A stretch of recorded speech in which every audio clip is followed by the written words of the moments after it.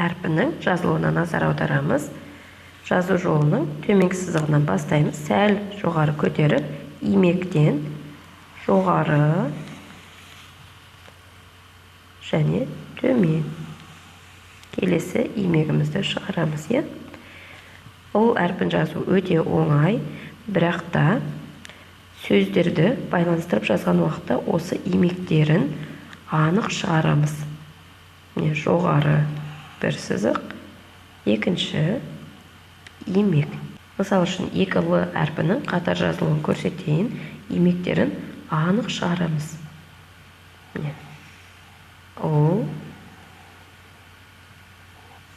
Одан кейін екінші Л-ға имегіміз анық шығарылу керек.